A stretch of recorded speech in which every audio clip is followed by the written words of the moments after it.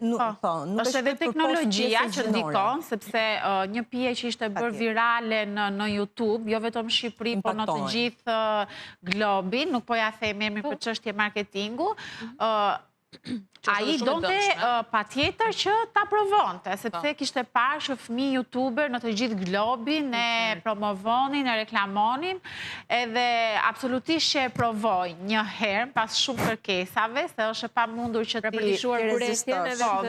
Dhe ajo pija kushtonte diku te 8-9.000 lekë të vjetra, që nuk janë pak, kupton? Sigurisht. Edhe pasaj është tjetër gjë të analizojmë nëse ajo pija vërtet ka atë lloj vlere apo është marketingu. Për ndikimin që ka marketingu sot tek fëmijët, flasim në internet që ata kanë veshje të ndryshme që i shikon internet, atlete me drita, me figura, që vinë me ca lloj kostosh që ai që nuk zgjashin më shumë se 6 muaj se i rritet këmba.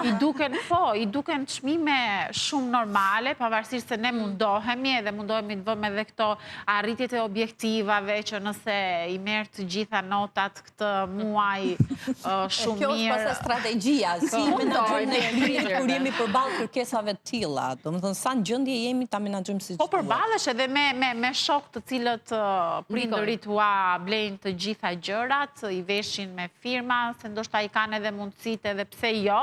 Kjo është një pjesë që duhet të jetë pak e vështirë për prindin, kam përshtypjen, për të gjetur formën për ta përcjellë si duhet mësimin në këtë rast. Po e kaloj tek Ada bisedën për t'ia shpjeguar që deri ku shkojmë me shpenzimet. Ndoshta jap një koment në sferën personale se si e kemi zgjidhur. Për shembull, kur fëmia është në ato fazat e hershme, unë nuk besoj që secila nga ne që ka një fëmijë, qoftë djalë apo vajzë, është kur shkon në market. Edhe kur shkon në market, të gjithë fëmijët janë të prirur që të marrin sa më shumë gjëra. Të njëjtën gjë bënte edhe i mbir. Pra i prirur të merrte sa më shumë. Sot kemi arritur, ai ka arritur që të kërkoj vetëm një gjë. Pra, merr një gjë dhe tjetrën duhet ose të këmbgul, ose të jetë i qartë që do ta marr herën tjetër. Pra, në një farë mënyre është një lloj menaxhimi kur vihesh përpara situatave të tilla, është ti zgjedh që ti kultivosh aty një sjellje në afatgjat. Dhe si mund t'ja kultivosh këtë sjellje në afatgjat, është duke lënë të kuptohet që nuk mund të jetë i hapur dhe jo çdo kërkesë e ti do të plotësohet. Pra ky mund të jetë çelësi. Qartë. Suela, me qenë se jemi tek mam vajzash, e konfirmon këtë studim që vajzat shpenzojnë shumë, më shumë se djemt? Jo, po e nisëm parë, po them ti e treguar më matematiciene, ke bërë çuna. Në këtë kraj ti që e ke marrë kalan nga brenda. Shiko, po lexoja edhe unë studimet e fundit dhe realisht rezulton mesatarisht, se pastaj sipas familjes, sipas zonës ku rritesh, ndryshon edhe buxheti që ti vendos dispozion të një fëmie, por dallonte që po themi në 18 vjeçarin e parë të jetës, kostot për një vajzë ishin diku 10% më të larta. Kjo ishte vërtetuar, po themi, nga studimet të bëra me kampionet të caktuara.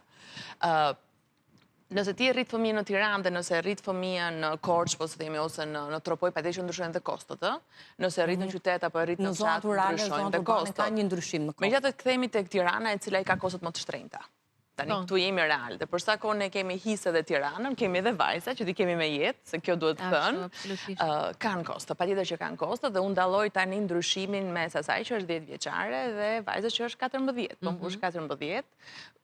Ndryshimi fillon fiks diku mbas si mbush 11 vjeç. Pra te kjo e vogla prisim një 1 vit sa ta ngrohen motorët, se është ende në fazën që pranon të ketë rrobat e motrës. Pra, do me thënë ato që kalon e madhja, mund të përdorim tek e vogla, futet me mik tek e madhja për të marrë në një gjë që i duhet, për shembull, një parfum ose diçka nga këto të thjeshtë që ne marrim për fëmijë, ndërkohë tek e madhja patjetër shikon që pretendimet janë rritur, ajo don të ndjejë që është një vajzë e rritur, ato që i ka mami, dhe mund të marrim lejë për t'i marrë mamit, po ndërkohë unë të doja mami, po themi diçka për të pastruar fytyrën, dhe një ka dalë kjo moda e skin care që në moshën 18 vjeçare, po është problem kjo. Fëmijët janë të ekspozuar. Dhe e bëjnë të gjitha shoqet e klasës, ndërkohë ti thua që shikon mam, 13 vjeç s'ke nevojë për skin care, domethënë parim, lëkura jote i ka të gjitha gjërat vetë dhe por këto janë kosto, duken pak, por janë kosto. Se po themi është një shkollë gjithë, po më shiko mami, unë nuk e vendos me ngjyrë si shoqet e klasës, se ky është kompromis i madh. Ama ta kem pa ngjyrë buskuqin. Sepse është kjo përshtatja pra me ritmin e shoqërisë. Që ne mundohemi të bëjmë ato të mesmen e artë, që e thot ti nuk e do që unë ta kem rimelin e zi, që të më dalloj syri, po të paktën ta kem transparent për qërpikun, edhe do të thashë këto janë probleme shumë të vogla, janë probleme të vogla, o zot këto i qofshin, por që nëse ti mbledh pasaj në fund të muajit ca kosto, janë kosto. Kemi dëshirë, po themi, një kurs taekwondoje, kemi dëshirë një kurs ekstra të caktuar, për shembull, sepse ne tani jemi të kjo pika që, dhe unë besoj fort që nëse ti donë të ndërtosh vajza me vetbesim, ato ka nevojë të jenë të pasura nga i gjithë ajo çka ato duan për jetën e tyre, ta testojnë, të paktën ta provojnë, po këto gjitha janë me kosto.